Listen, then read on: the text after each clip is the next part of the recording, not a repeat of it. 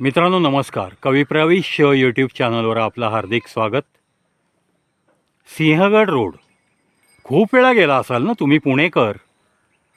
अगदी मनात आलं तर प्रत्येक शनिवार रविवारी तुम्ही सिंहगडच्या पायथ्याशी जाणार आणि मस्तपैकी जमलं वेळ असेल तर सिंहगडच्या पायऱ्या चढणार आणि मग नरवीर तानाजी मालुसरे यांना वंदन करून मस्तपैकी सिंहगडवरती छानपैकी पिठलं भाकरी याचा आस्वाद घेऊन खाली येणार, पुन्हा येणार, याच रस्त्याने परत पुण्यात जाणार. परंतु याच रस्त्यावर छत्रपती शिवाजी महाराज यांच्या काळातील एक प्रचंड मानसिकरित्या तयार झालेला मावळा, छत्रपतींचा अगदी खंदा मावळा, कोण त्यांचा हा पुतळा आहे.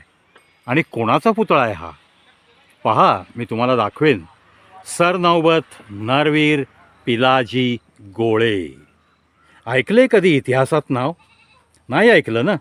नाही वाचलं पण नसेल. कोणाला वेळ आहे हो सिंहगडला जाणं, मस्तपैकी आईश करणं, झुणका भाकरी खाणं. अरे मस्त आते समय अपनी जो गर्लफ्रेंड है उसके साथ मस्त ऐश करते हुए किसको पड़ी है यार वो 1630 साल का वो छत्रपति शिवाजी महाराज का जन्म, और उसके साथ किस किस ने क्या क्या काम किया, किसको सोचने के लिए वक्त है. बस ऐसा ही कहोगे ना आप? चलो देखेंगे. ये जो कुछ आपको मैं दिखा रहा हूँ वो देखिए मित्रांनो. थोडंसं तडफडून मी बोललो ना आत्ता हिंदीमध्ये. सरनौबत नरवीर पिलाजी गोळे. अहो, छत्रपती शिवाजी महाराजांना भेटलेला एक एक मावळा, प्रत्येक मावळा हा स्वराज्याच्या भुकेने मस्त व्याकुळ झालेला आणि स्वराज्याची संकल्पना आपल्या ज्या छत्रपती शिवाजी महाराजांची आहे ती अगदी रक्ताच्या थेंबाथेंबात उतरवलेला असा हा मावळा. आणि या स्वराज्याच्या विरुद्ध लढायला येणाऱ्या प्रत्येकाला, प्रत्येक अतिक्रमणकर्त्याला याच धरणीची धूळ चाटवण्यासाठी उत्सुक असलेला असा प्रत्येक मावळा हा अशाच पद्धतीने योद्धा होता. अशाच पद्धतीने तो लढत होता. काय आवेश आहे पहा या पुतळ्यामध्ये. सरनौबत नरवीर पिलाजी गोळे यांच्या या पुतळ्याविषयी, या पुतळ्याच्या शेजारी राहायचं ज्यांना भाग्य लाभलं त्यांना मी आज भेटलोय. सर नमस्कार. नमस्कार. तुमचं नाव सांगाल का? पांडुरंग ढेबे. जोरात बोला जरा. पांडुरंग ढेबे. पांडुरंग ढेबे. ढेबे. वा, पांडुरंगाचं तुमचं नाव ठेवलं आईवडिलांनी, पांडुरंग पंढरीचा. क्या बात है. त्याचे हात कटीवर आहेत पण तुमचे कटीवर नाही आहेत. ओके ओके, ही रुक्मिणी आहे. पण वहिनी तुमचं नाव मला सांगाल? तायडाबाई ढेबे. तायडाबाई. ढेबे. ओके, ढेबे. तुम्ही यांची पत्नी आहात. ओके. हा जो पुतळा आहे याच्या शेजारीच मी पाहिलं तुमचं घर आहे. काय आहे हो हा पुतळा? इथं कोणी बसवलाय? त्यांच्याच लोकांनी बसवलंय. गोळे कुटुंबियांनी बसवलाय. म्हणजे ही जमीन त्यांची आहे का? अरे वा, क्या बात आहे. आणि मग त्यांचे तुम्ही शेजारी आहात? हा, त्यांच्या शेजारी. मी तर म्हणतो तुम्ही पण नशीबवान आहात.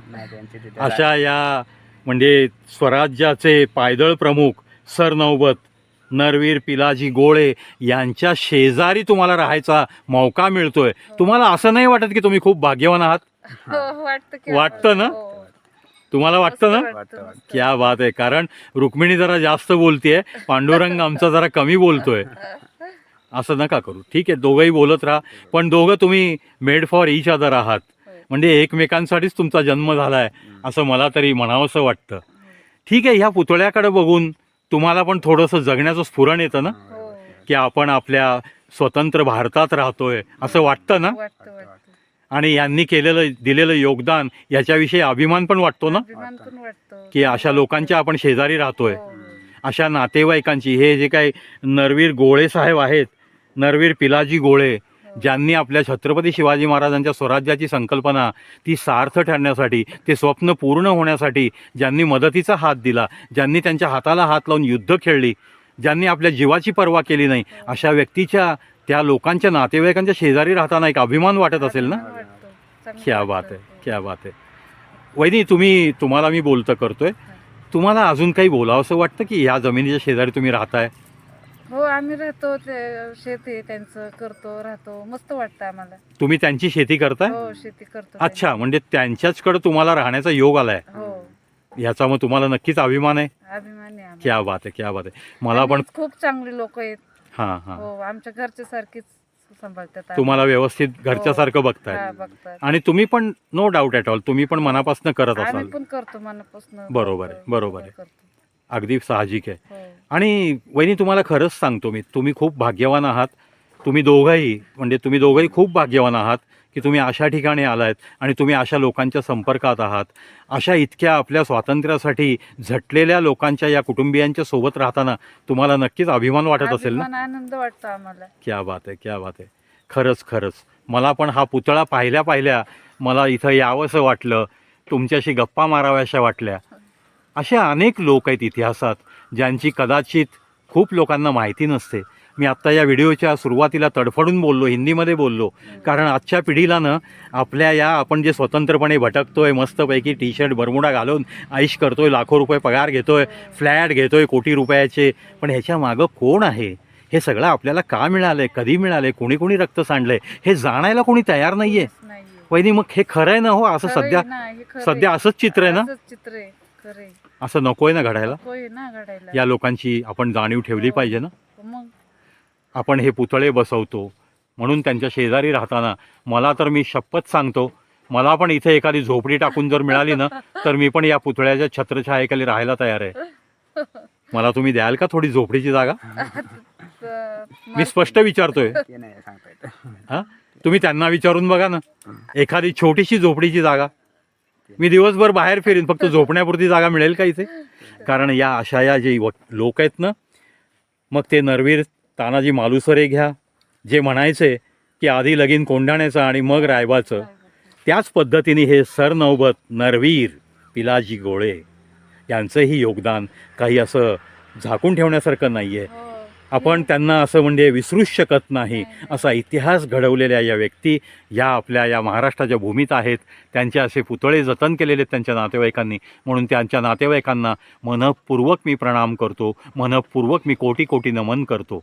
अरे तुम्ही अशा कुटुंबाचे घटक आहात की तुमचे आम्ही पाय धुवून पाणी प्यायलं पाहिजे. म्हणूनच मला अभिमान वाटतो माझ्या त्या राजाचा, तो शिवछत्रपती महाराज, त्यांचा मला खूप अभिमान वाटतो. कारण जगातला हा एकमेव राजा आहे ज्याच्या महालामध्ये कधीही कोणतीही स्त्री नर्तकी म्हणून नाचली नाही. कारण परस्त्री ही आपल्याला माते समान आहे. ही आपल्या माता जिजाऊंची शिकवण.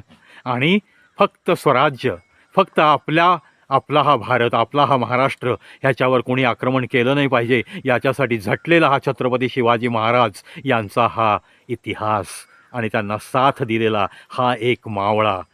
आणि त्याचा पुतळा पाहिल्यावर मला गहिवरून आलं आणि म्हणून मी इथपर्यंत आलो. आणि या पुतळ्याच्या शेजारी, या पुतळ्याच्या आजूबाजूची शेती करणारं हे दाम्पत्य, त्यांनासुद्धा म्हणलं शतायुष्य बना अशी शुभेच्छा द्यावी, आणि म्हणूनच हा व्हिडिओ मी केला. पहा मित्रांनो, he made for each other हे एक कपल आहे. हे आपल्या या युगातलं, या कलियुगातलं एकमेकांसाठी अगदी मनापासून जगणारं ही एक दाम्पत्य आहे. चला ना, आपण सगळे मिळून त्यांना लाख शुभेच्छा अर्पण करू. वहिनी, मला वेळ दिलात, खूप धन्यवाद. थँक्यू. पांडुरंगा, तू माझा मोठ्या भावासारखा आहेस. धन्यवाद. वहिनी, तुम्हाला दोघांनाही खूप चांगला तुमचा संसार होऊ द्या. तुम्हाला खूप शुभेच्छा मी अर्पित करतो.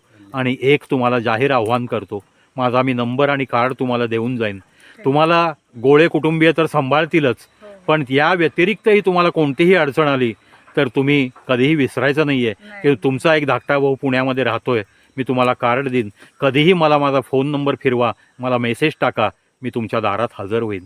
मला जमेल ती सगळी मदत मी तुम्हाला आयुष्यभर, माझा श्वासात श्वास असेल तोपर्यंत नक्की करत राहीन. हीच माझ्या शिवछत्रपती महाराज यांना श्रद्धांजली, या नरवीर पिलाजी गोळेजी यांना माझी श्रद्धांजली. मित्रांनो, आपल्या शिवछत्रपती राजांच्या हिंदवी स्वराज्याचे पायदळ प्रमुख सरनौबत नरवीर पिलाजी गोळे हे नाव कदाचित तुम्हाला माहीत पण नसेल, कारण इतिहास उडत वाचणारी ही आजची पिढी.